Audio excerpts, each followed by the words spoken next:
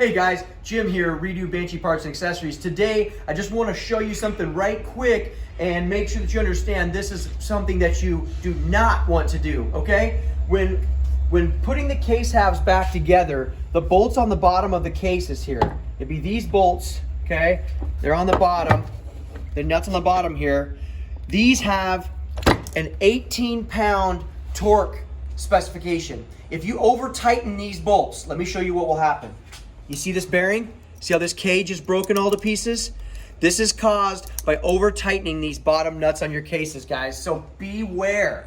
Do not over tighten the lower case half nuts more than 18 pounds or you will break this bearing cage race here and your motor will have to come back apart again. All right? So that's just a quick one for today. See you next time.